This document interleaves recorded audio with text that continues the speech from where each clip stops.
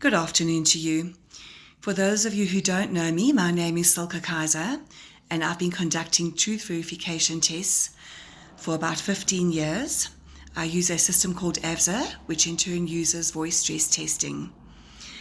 For those of you who read my books, Gotcha and Sex with Sociopaths, thanks very much, and thank you for the very positive feedback I got with regards to those books. My third book is about to be printed, that is called She's Gotcha, and there's more books on the go. I'd like to talk to you today about a polygraph test that I did this morning. It was a driver who alleged that he had been hijacked. When the client phoned me to tell me of this incident, he was absolutely confident that his driver was not guilty at all and was in fact telling the truth when he relayed the events of this alleged hijacking.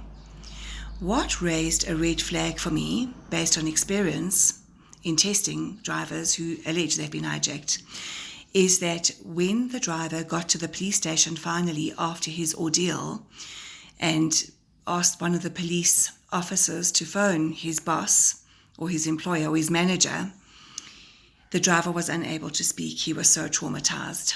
This has not been my experience at all.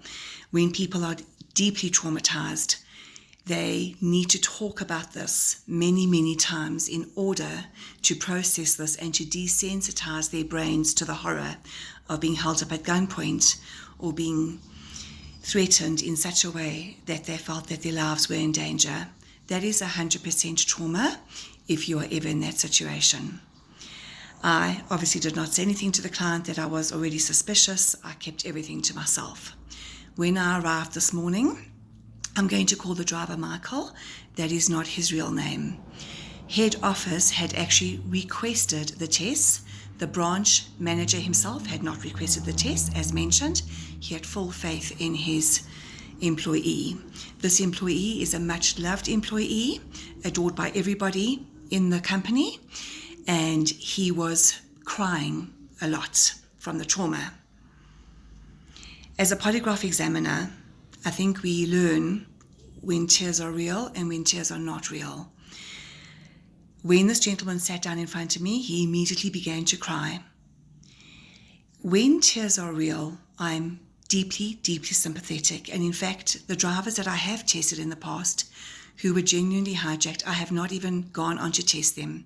I don't need to re-traumatize them.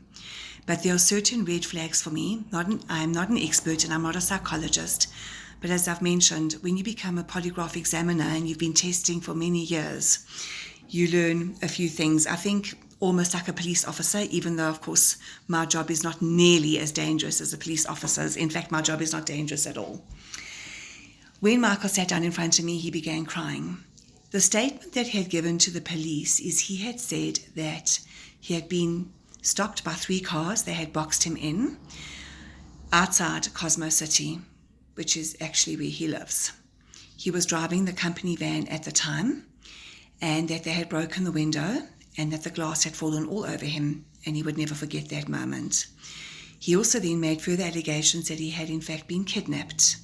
This obviously is a priority crime in South Africa, and that he had been forced into a VW Polo. I then began to question, because the devil is always in the details. I asked him to explain to me how I'd been boxed in. He explained to me. He told me there was one Ford Ranger of a beige colour. I'll have to verify if Ford Rangers come in beige. Not sure if they do. And then there was a VW Polo that also boxed him in. That one was white. And there was a third vehicle, also a Ford Ranger. He was unable to tell me the colour. He said he was stopped by being boxed in. He pulled over on the side of the road, and 2 of the suspects started walking towards his car. He did not see a gun or a weapon in their hands, but he knew that they were going to break the window. My question to him was, how did you know? Did the gentleman have his elbow up? Not that a hijacker is a gentleman, but he was referring to him as gentleman. And by the way, when somebody's been hijacked, they will not refer to those people as gentlemen at all. They have terrible names for them sometimes, and I'm absolutely okay with that. So he referred to them as gentlemen, and he said that they walked towards a car, but he had no idea what gave him the inkling that they were going to break the window. I then took a major chance and I said, we've recovered the vehicle. What do you think I'm going to find about the window?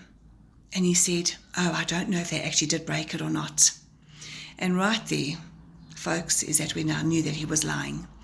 Because those of you who have undergone the terrible, terrible trauma of a smash and grab, I know that you will take that sound of that window breaking with you to the grave. At this point, Michael began crying again. I completely ignored his tears. I am not one of the employees who absolutely adore this man. Kept telling me that he's a Christian, goes to church, would never ever do anything wrong to the company, would never harm the company. I then asked him, so you were forced into the VW. Lie down on the ground now and show me how you were forced to lie. He showed me with his legs stretched out. Okay, so with his legs stretched out, that is not possible in a VW Polo. He said he was forced into the back of the vehicle, and I asked him, was there a gun held against you? Was somebody sitting in the back with you? He said, yes, somebody was sitting in the back with him, but he cannot tell me if they had a gun or not because a newspaper covered his face. This statement is not congruent with what he told the police at all. He continued to cry and cry and cry. I said to him, if you're not able to do the test, please let me know and let me call the manager and tell him that I should maybe come back another time. He then swallowed all his tears. He wants to clear his name. I then conducted the test. Obviously, the employee did fail. And I called him in with his manager and I said, please just explain to us about the window that you were adamant they had broken over you. And when I told you that we've recovered the vehicle and asked you in what state will we find all the windows, and suddenly you were unable to remember if they broke the window or not. The manager was quite upset, realized instantly that this definitely does raise a red flag.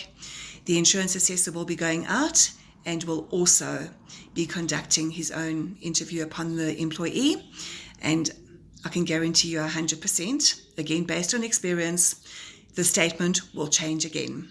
That's all for now. I will post another video when I get another interesting case. Have a great day, y'all.